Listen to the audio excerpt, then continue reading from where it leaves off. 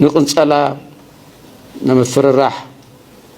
أبب خبا هو حد كاب سلطان كورد كم زلوج الناس وكيف تقرأي كا زخبركا هزو تقرأي سلام فتوات خبرات تخطاتلتي ناي بابلون شو لمون كم تلمون حدش تكوسات زعبات حزنا متنا لنا نز channel حدش تونكم سبسكرايب نز channel بيسر هونكم لايك شير نقنصلا نمفرراح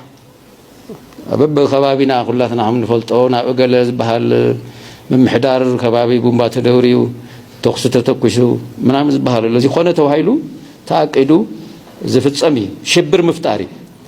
تتنقعو أيوات أكمن إتكمل علو مسانات حبابرو زول ملأختنا محلاف زقبر نجاري ببز خبابي استفعلالي تخصتات له ناي شبر تخصتات زي التحز زي فلت من تكوشو زي تصاري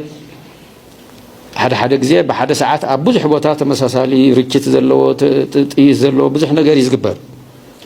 اذا سو الى قليل نجار كمسل يخلي سب سلازي حلفه ومسرت فت محبر سب زفطرو افت سرعات زفطرو افت حزب زفطرو من نقع جن كبيدي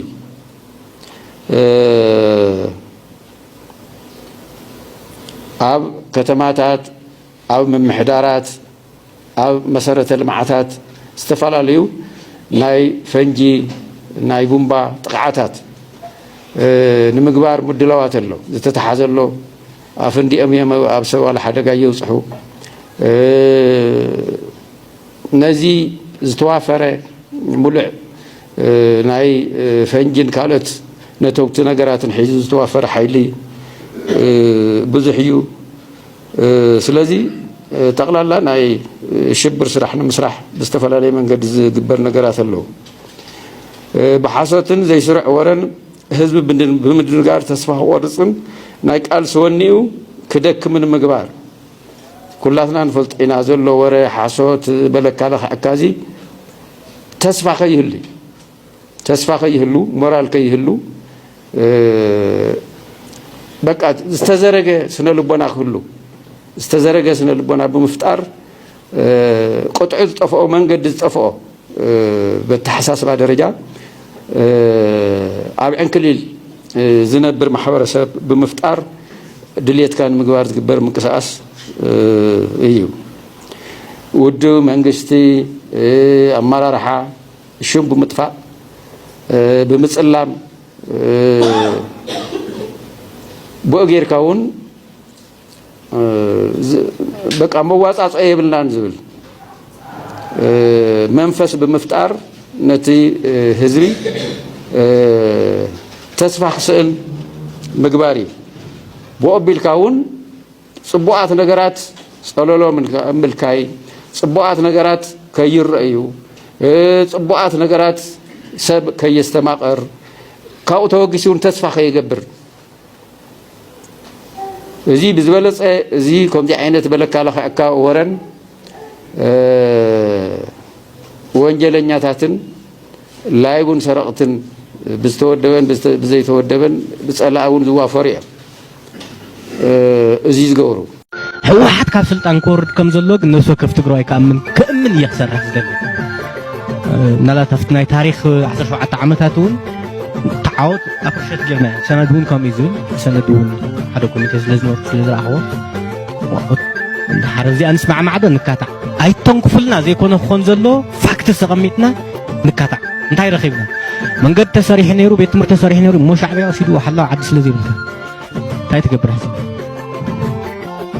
ناوزي كعزقتنا دحر 83 زخدنا يو مفتحي خون سلازي كده تمياتاتنا تقاليسهم كوري قبام رئيس نحتيو لنا اي حدرياتاتكم اندالو اياتاتكم يدنا حدر زي بلنا خطفونا انت خوينا مكا يفتح الله تراحينا هنقولهم نغد وتاريخنا تقوموز بهذا إنا عنا ترى نحصر عندك صبغ نمهات كابنا اياتاتنا حما قدما ندربي تحت قالسي حزون كو تقيمنا تقال سدا شالا شعزو اهلنا وتهدراوي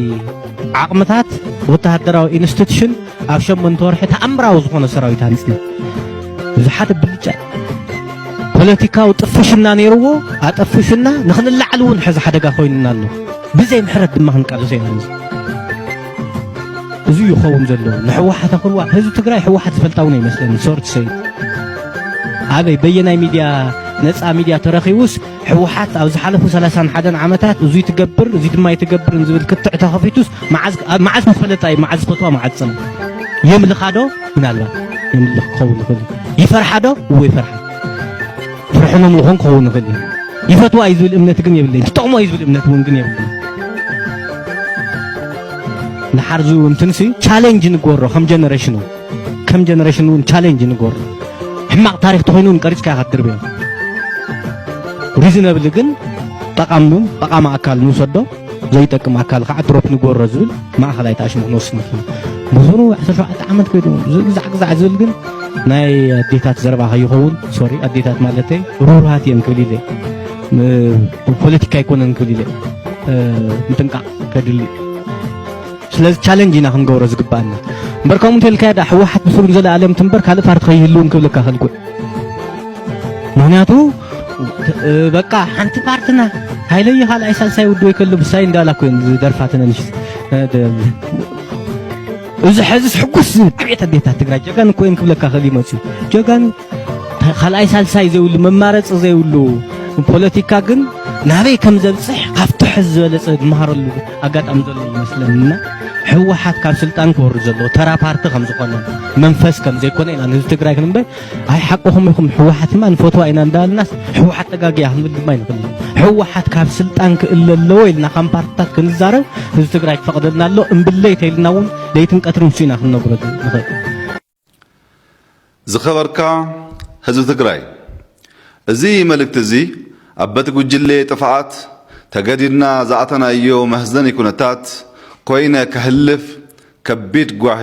ይስምዓኒ መንግስቲ ንሃገርናን ህዝብናን ናብ ዝለዓለ ብርኸ ሰላም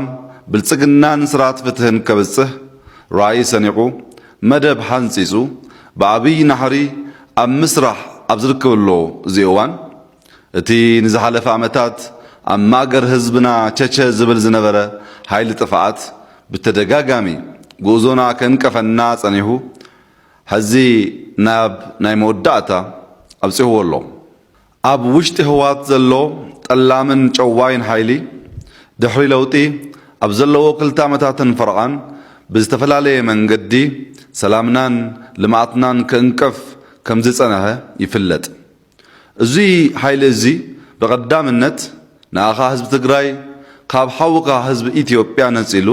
ተቋዳሲ ሰላምን ብልጽግናን ከይትኸውን ገይሩካ ጸኒሑ ኣሎ ብኻልኣይ ደረጃ ድማ ብካልኦት ህዝብታት ኢትዮጵያ ክትጽላዕ ብስምካ ብዙሕ ሕማቅ ዘበለ ሰሪሑ ብቐጻልነት ነቲ ብደምን ኣጽምን ደቅኻ ዝተኸልካዮ ህገ መንግስቲ ብግልፂ ሓደ ብሃደ ጥሂስዎ እዚ ሃይሊ እዚ ንስሙ ህገ መንግስቲ ይከበር እናበለ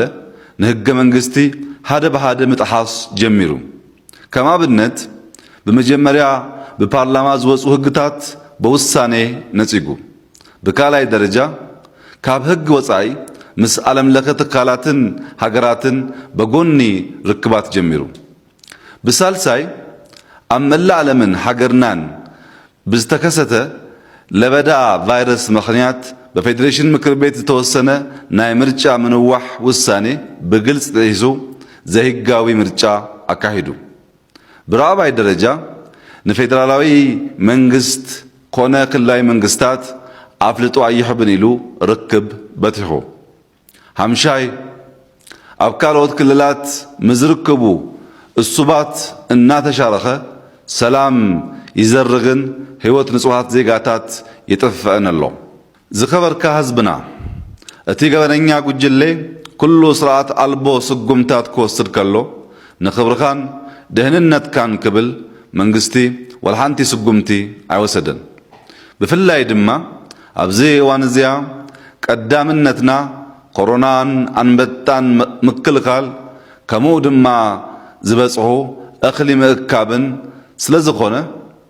ናብ ከምዚ ዓይነት ኩነታት ከነዓቱ ፈጺምና ኣሕሰብናን ነርና እቶም ዝጠቀስክዎምን ካልኦት ምክንያታት ናብ ሓይሊ ስጉምቲ ዝደፈኡ እንኳን ተነበሩ ንኽብርካን ደህንነትካን ኢልና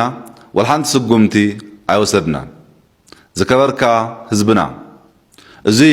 ኣብ ውሽጢ ህወሓት ዝተፈጠረ ቁሉል ገበነኛ ሓይሊ ኣብ መወዳእቲ ነቲ ምሳኻ ንኣስታት 20 ዓመታት ዝነበረ ዝሃልወካ ጸገምካ ዝተኻፈለ ምሳኻ ዝተዛመደን ሓይሊ ምክልካል ደቂሱ ከሎ ኣብ ካምፕታት ኣትዩ ብዘሰክእ መንገዲ መጥቃዕቲ ፈንዩ ነቲ ንስኻ ምእንቲ ሰላም ክትኸውን መስዋዕት ዝከፈለ ሰሜን እዚ ኣብ ዓለም ተራእዩ ብዘይፈልጥ መንገዲ ጥቃት ኣብጽሕዎ እዚ ክገብር ከሎ ምንም ዓይነት ርክባት ከይሕሉ ቴሌፎንን ኤሌክትሪክን ቆሪጹ ኣብ ጸልማት ገይርዎ ዝኸበርካ ህዝብና መንግስቲ ናይ ሓይሊ ስጉምቲ ንምትራፍ ዝርዮ ትግስቲ በዚ ኣረመኔ ሓይሊ እዚ ፈሽሉሎ ስለዝኾነ ድማ መንግስቲ ተገዲዱ ናብ ምኽባር ሕጊ ኣትዮ ዝኸበርካ ህዝቢ ትግራይ እቲ ኣካል ናይ ምኽባር ሕጊ ዝኾነ ናይ ሓይሊ ስጉምቲ ምስ ሙሉ መዋቅር ህወሓት ኣይኮነን ከምኡውን ምስ ሓይልታት ጸጥታ ትግራይ ኣይኮነን የግዳስ ምስቲ ዘራግን ደመኛን ሓይሊ ጥራይ እዩ እዚ ሓይሊ እዚ ኣብ ውሽጢ ህዝብን ህወሓትን ተሃቢዩ ንኣኻን ንመላእ ህዝቢ ኢትዮጵያ ዝዘርግ ዘሎ ሓይሊ እዩ ምስ እዚ ተኣሳሲሩ ኣብ ከይዲ ምኽባር ሕጊ ናይ ኣየር ጥቃት ክህሉ ይክእል እዩ እቲ ጥቃት ንሲቪላት ኢላማ ዘይኮነስ እቲ ሓደገኛ ሓይሊ ዝገበቶም ኣቕምታት ኢላማ ዝገብር እዩ ይኹን እምበር ዘይተሓሰበ ጎናዊ ሓደጋ ከይስዕብ ሲቪላት ኣብ ከተማታት ተኣኪብካ ምንቅስቃስ ክትቀንሱ ይሕበር ስለዝኾነ ድማ ህዝቢ ትግራይ ምስ እቲ ወገንካ ዝኾነ ሓይሊ ምክልካል ሓቢርካ ዕድመ እዚ ጸላኢ ክትህፀርን ካብ ዝተደበቐሉ ጉድጓድ ኣውፂኻ ንኣባላት ምክልካል ከተረክብ ወይ ድማ ክትሕብር ካልኣይ ምስ ሓይልታት ምክልካል ሓቢርካ ነዚ ኣረመኔ ሓይሊ እዚ ከተቃብጽ እሞ ብፍጥነት ናብ ስራሕቲ ልምዓት ክትኣቱ ጸውኢተይ ይቐርብ ዝኸበርኩም ሓይልታት ጸጥታ ትግራይ እዚ ገበነኛ ሓይሊ እዚ ንኣኻትኩም ከም መከላከሊ ተጠቂሙ ንህዝቢ ትግራይ ኣብ ሓደጋ ዘውደቀ ሓይሊ እዩ መንግስቲ ምስቲ እኩይ ሓይሊ እምበር ምሳኻትኩም ተጻብኦ ከም ዘይብሉ ፈሊጥኩም ኣብ ምውጋድ እዚ እኩይ ሓይሊ ክትነጥፉ ጸውኢተይ ይቐርብ ስለዝኮነ ድማ ናብ ጎረባብቲ ክልላት ወይ ድማ ናብ ቀረባኩም ዘለዎ ሓይልታት ምክልካል ኢድኩም ክትህቡ ንኣባላት እዚ እኩይ ገበነኛ ሓይሊ ክትወግኡ ኣባላትን መርሂነትን እዚ እኩይ ሓይሊ ከይሓድሙ መንገድታት ክታጽኡ እጽውዕ ዝከበርኩም መናእሰይ ትግራይ ሃገርና ገጥምዋ ዘሎ ሓደጋ ኣብ ታሪክ ሪኣቶ ዘይትፈልጥን ዝገርምን እዩ ኣቦታትኩም ዝሃነጽዎ ሃገር ኣያታትኩም ዝተሰውሉ ሃገር በዚ እኩይ ሓይሊ ተደፊራ ኣላ እዚ ሓይሊ ኣብ ሓፂር ግዜ ንህግ ክቅርብ ኣለዎ ስለዝኮነ ድማ ኣንጻሩ ክትለኣሉን ኣብ ሓፂር እዋን እማምና ዛዚምና ናብ ጉዳይ ልምዓትና ክንኣቱ ክትህገዙን ይጽውዕ ኢትዮጵያ ክትስዕር እያ ይቀኒየለይ